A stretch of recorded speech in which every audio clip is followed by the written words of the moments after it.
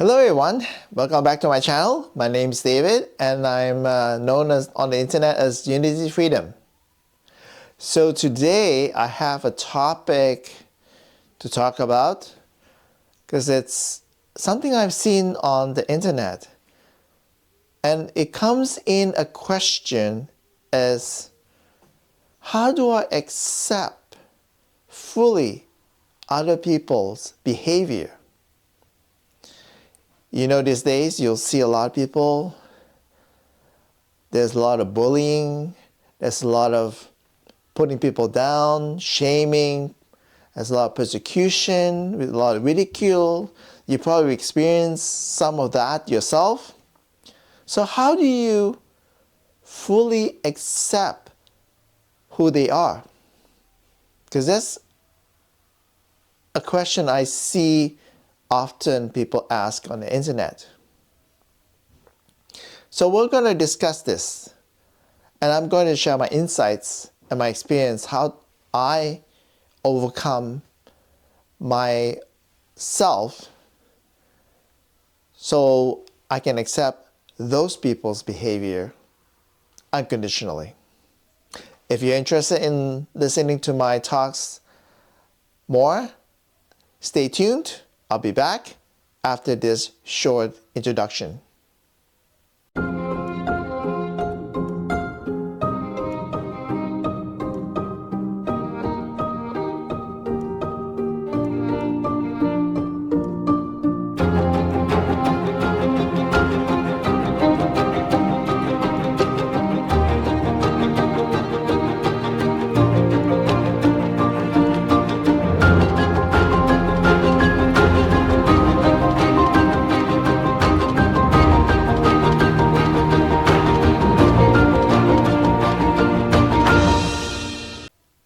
Hi, welcome back.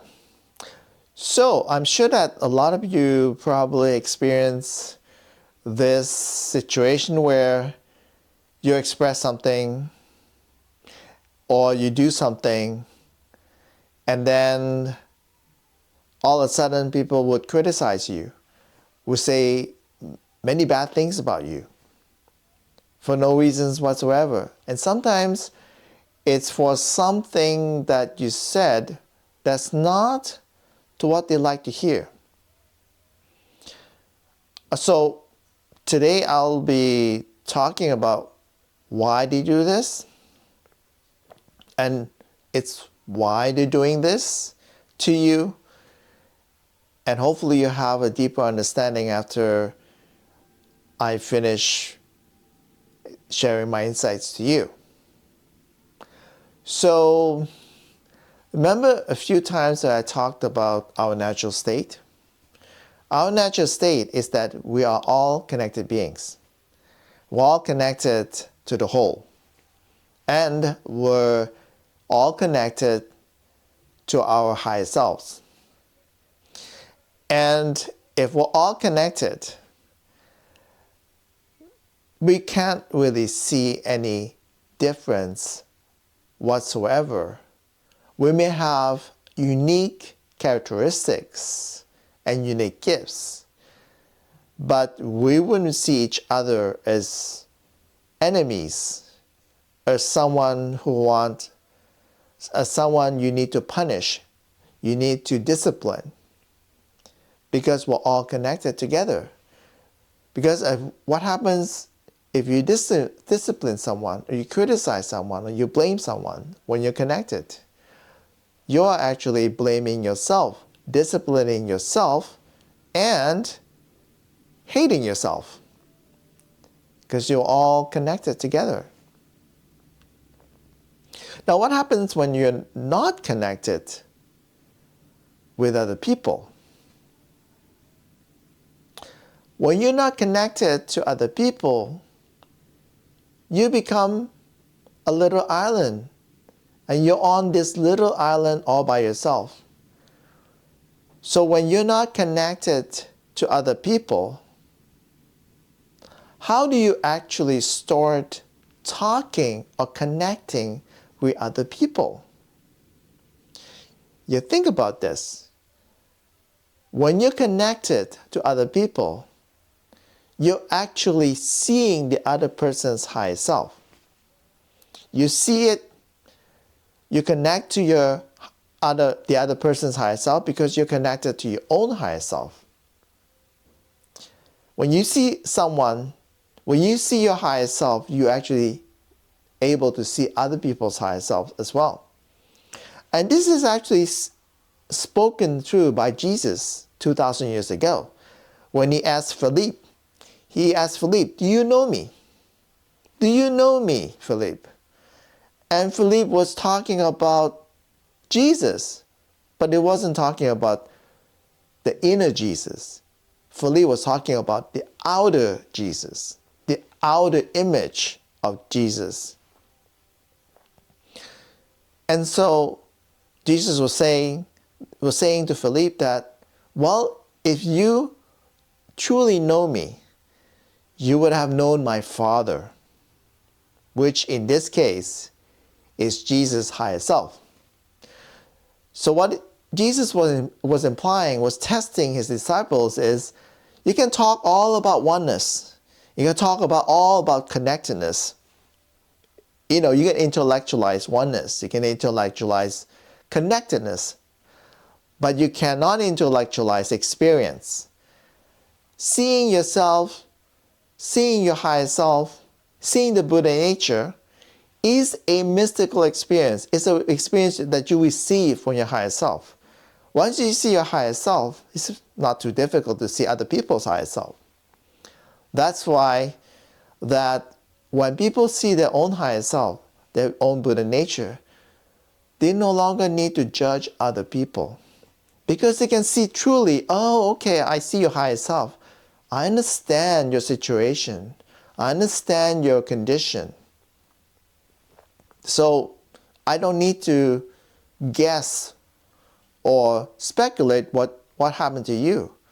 You can easily resonate to the person's situation because you can easily see the other person's higher self.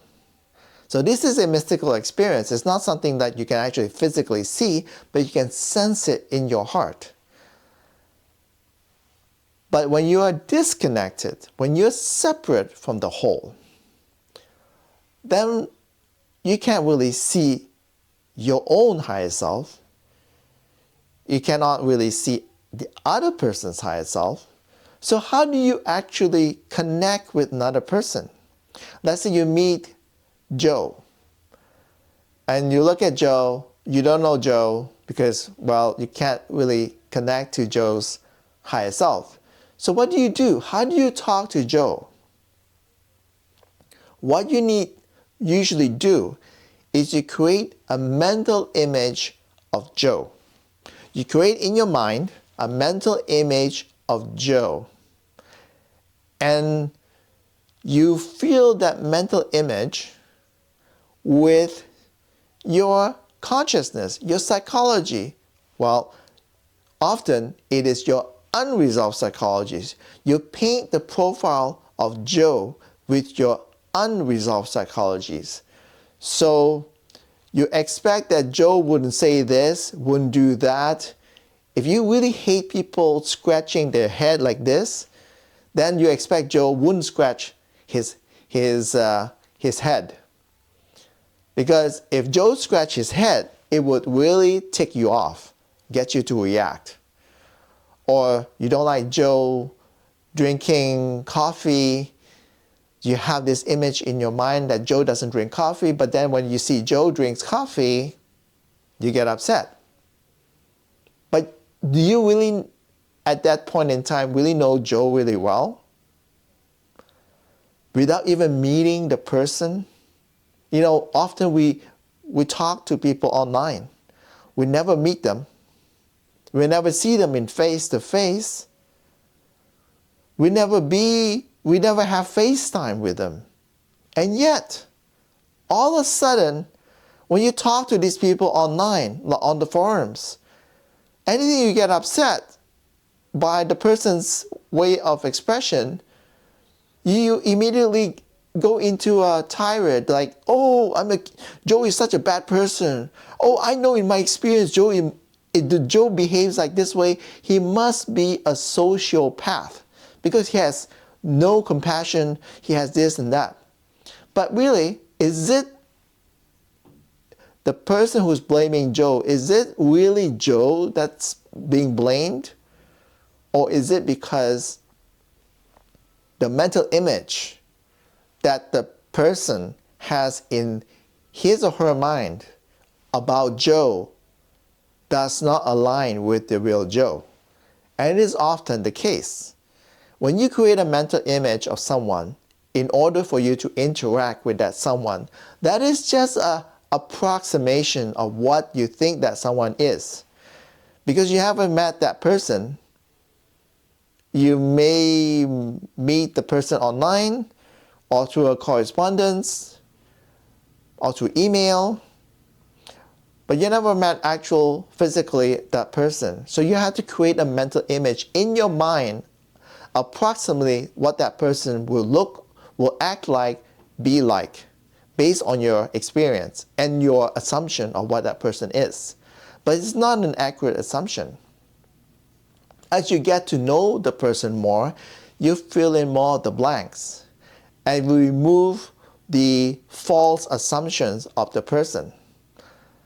However, you would, if you're a balanced person,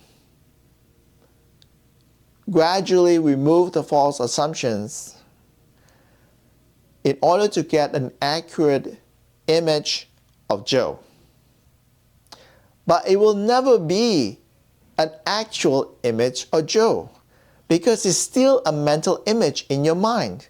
You cannot see the higher self of Joe. So you only have somewhat an accurate, well, maybe just a somewhat close approximation of what Joe is like. But it's not the real Joe. It's not the Joe that is the true representation of his higher self. So you're actually guessing. And of course, if Joe doesn't behave exactly what you expect him to be, then you'll get angry, you'll react. Now, why do you react?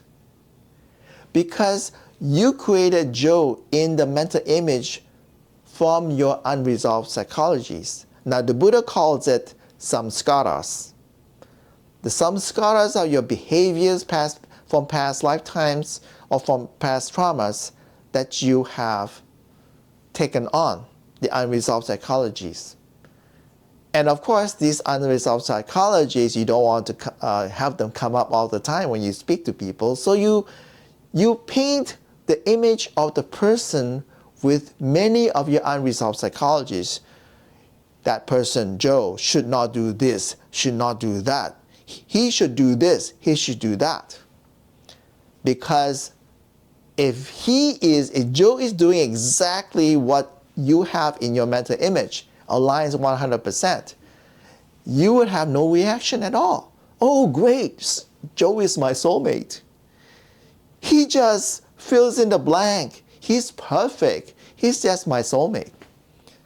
But of course, your mental image will never be 100% accurate, aligned with the real person. It is just your approximation. So now you have a mental image in your mind, you're speaking with Joe, and then all of a sudden you get really ticked off or pissed off by Joe. And then because Joe said a certain way or said a thing that you don't really like to hear, and then now Joe becomes your enemy. All of a sudden, you just know him for like 10 seconds or 10 minutes or maybe 1 hour, and all of a sudden, Joe now becomes your enemy. And then Joe, in return, he also creates a mental image of you. And when Joe felt that, oh, why are you attacking me? I didn't say anything wrong. To me, I said what I wanted to say. So now Joe gets really ticked off, upset. Why are you attacking me? And why do you hate me so much? And as what happens more commonly these days, they fight, they argue. But are they really arguing against each other? Or are they arguing against each other's mental image? So the mental images were created by these outer selves. Your past behaviors, your past, the selves that were created by your past traumas. And then they're just arguing against a set of selves on the other person. So these people are arguing because they both have unresolved psychologies.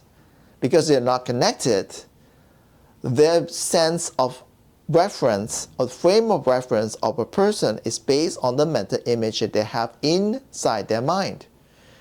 And if your mental image does not align with what they see outside of them, which is the person they're talking to, then they get upset. So this is why when you have these people who said nasty things to you, who behave in such a rude way, aggressive way, try to scam you, try to hurt you, try to manipulate you, what they're trying to do is they're trying to get you to align with their own mental image of you in their mind. They think that, well, you know, my mental image of you is more accurate than you yourself. And there are people actually think like that. They actually think that I think in my mind the mental image of you is more accurate than the actual you. And no matter what you do, what you try to argue with the person, that no, what you think of me is not right. It's not accurate. It makes no difference. The person will never give in, never give up, because the person's completely sure that the mental image in their mind is the most accurate representation of you. So even you argue, even you bring evidence out to show that you're not such a nasty person, you're not a sociopath, but the person wouldn't really take whatever you say, because the person is completely sure that whatever in their minds, the mental image in their mind, is the right image, a right representation of you. You must conform to someone's image. It's like, isn't this ridiculous? Like, why do I need to conform to whatever image you have in your mind about me? Why don't you want to get to know me? Like, connect with me. And that's a very good question. Why are you not willing to connect with other people? The reason is unresolved psychologies. Because what happens if you try to connect with other people, truly connect on a more intimate level, not a sexual way, but more intimate level, you would start to see the unresolved psychologies of yourself. Because you'll see that whatever you project out to someone, say Joe, it's not really the real Joe. It's your unresolved psychologies that you're projecting out. And Joe is just there to show us a physical being to reflect to you back what you have in your unresolved psychologies, or your samskaras, as in the Buddhist calls it, as the Buddha calls it. Your repeatable behaviors are there in your psychology, but you can't see it unless you actually have a mental image, these image of someone that you attract to. So whatever we have in our minds, our unresolved psychologies, we attract to certain individuals that can become a good representative of those unresolved psychologies. So you attract a certain person, say Joe, and you have this sense that you want to be right. But you never really realize that you have this kind of behavior, that you always want to be right. And then you attract Joe, and Joe just so happens that he also felt that he wants to be right all the time. He is not going to back down. Whatever you say, he's not going to back down. Even though he might be wrong, but he's not going to say, oh, I'm going to back down. So you attract individuals that have the unresolved psychologies, similar unresolved psychologies that you can see. But you can see it, you may not acknowledge it. Because you have this mental image that he shouldn't be doing this. He shouldn't be always wanting to be right. He shouldn't always assume that he's the authority of a certain topic, a certain idea. But if you assume that, or even say that to the other person, what are you implying then? You're implying that you also have the same similar unresolved psychologies. So Joe is basically somebody who can show you the unresolved psychology. Now, if you are following the Eightfold Path, what is your focus? What is your higher concentration? Your higher concentration is to realign with your higher self, of course. But what is stopping you from realigning with your higher self, with your Buddha nature? It is these unresolved psychologies that pushes you to align with the mental image of the other person. Because what happens if you realize you were wrong? Then your ego will react. No, you're never wrong.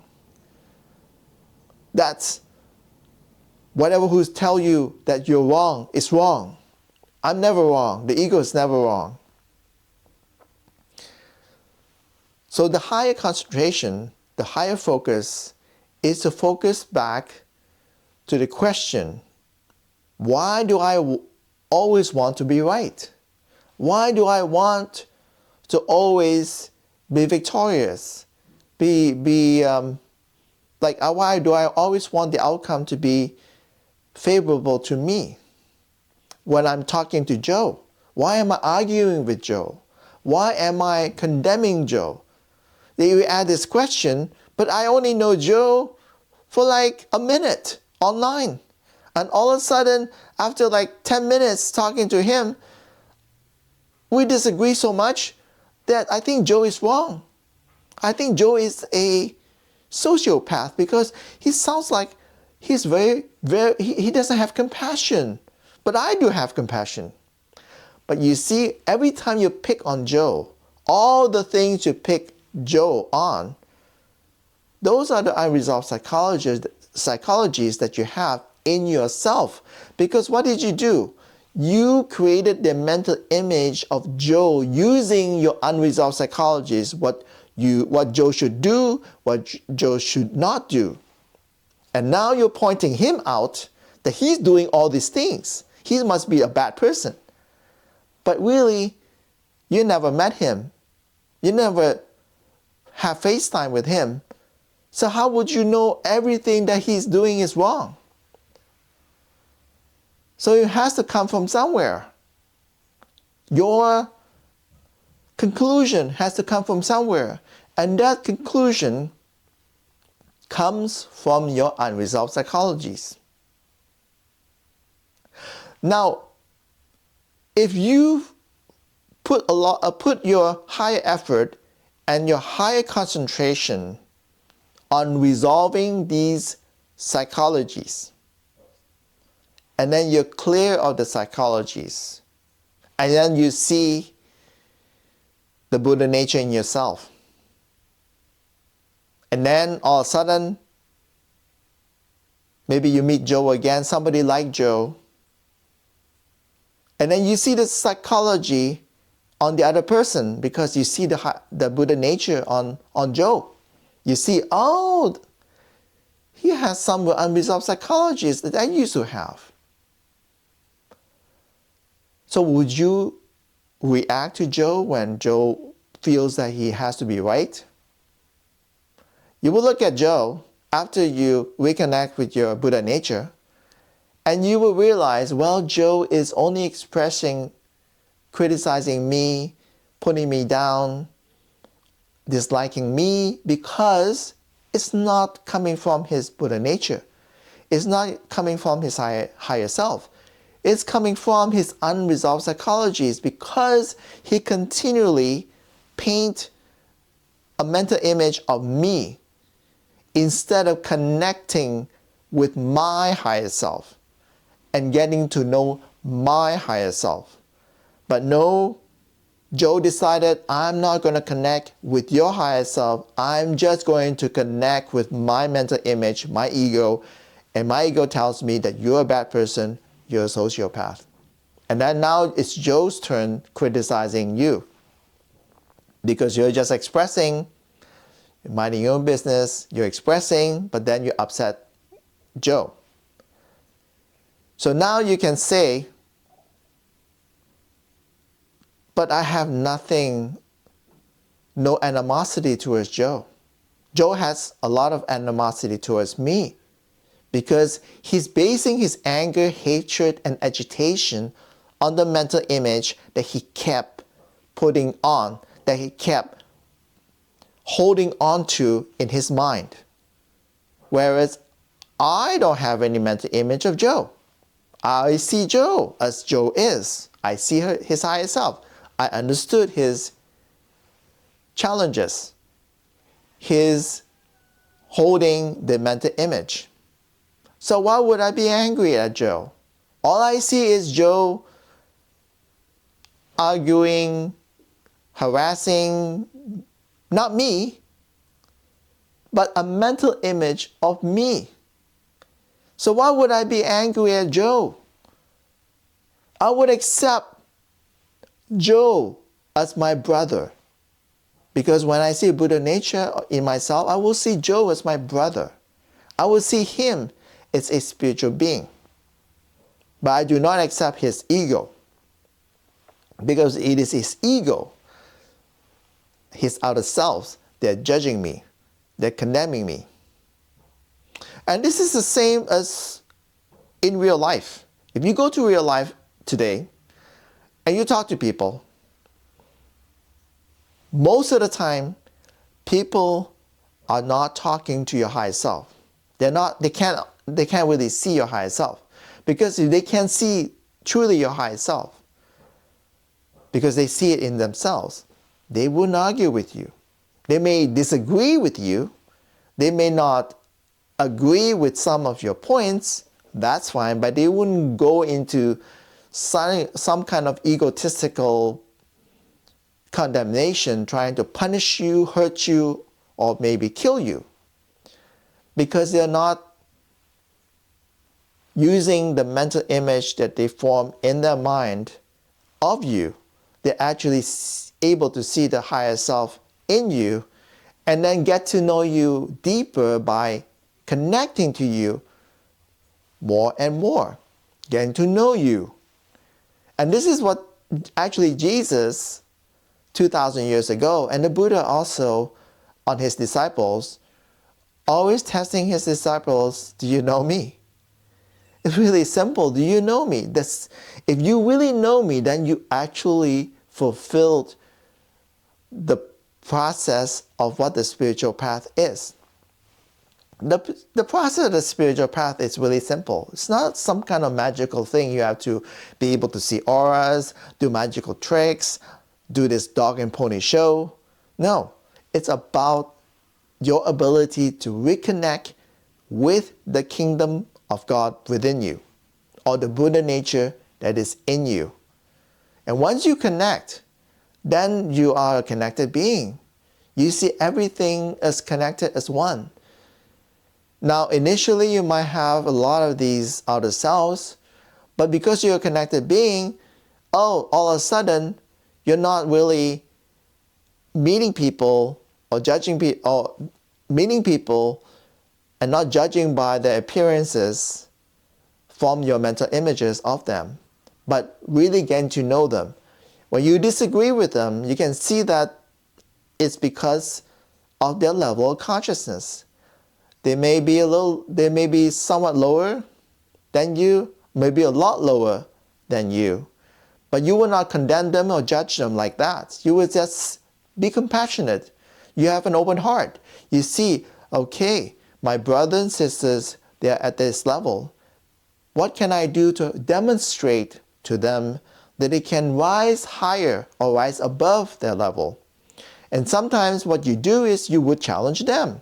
Like you say some things to get them to react, because you can see the patterns, the samskaras in them, because when you're connected to your higher self, you can see their higher self, and you can see their reactionary patterns, and you get them to react.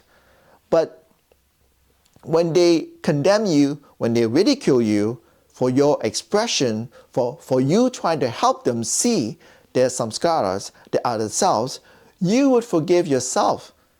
You're just trying to help your brothers and sisters see the unresolved psychologies that they have. And in that time, would you accept them fully, unconditionally for what they've done to you? When you know that they are at a certain level, that they are not behaving according to their spiritual potential, that they can connect at any time with their higher self, that they can overcome the outer selves, their own programmed behaviors. But this is all based on free will. Because God gave us free will to do as we please. And of course, it's not a blank check that you can write. Yes, there's free will. You can do whatever you please, but it will come with consequences.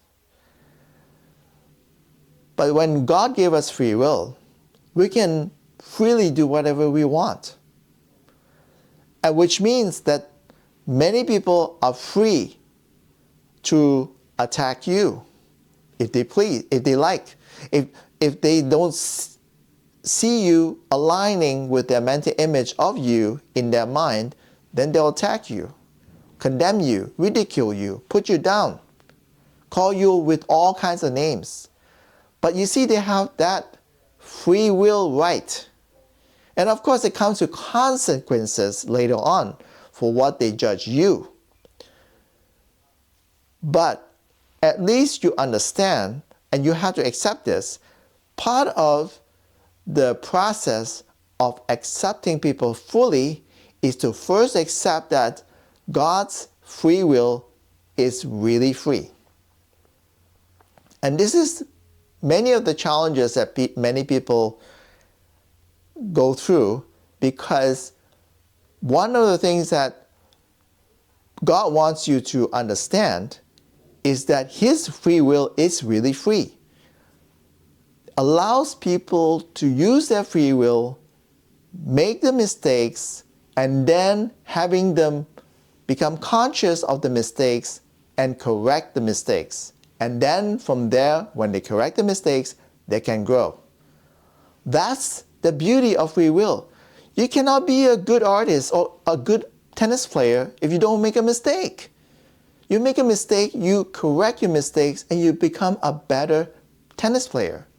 Just like a co-creator, we're all co-creators. If God gave us light, we use the light to co-create, to manifest things. We made a mistake, we realize we made a mistake, and then we correct it. Then we become even a better co-creator. We create things, we refine the things that we create, and those things will serve the whole, will create a better society. What better way to do it is by find the mistakes, correct the mistakes, and then create more. That's what God really wants, is the free will. The beauty of the free will is that you can correct your mistakes. But you don't have free will if the programming, if your unresolved psychologies are preventing you from correcting the mistakes you made in your past life. The answers are right in front of you from the people you meet. They are showing you the unresolved psychologies.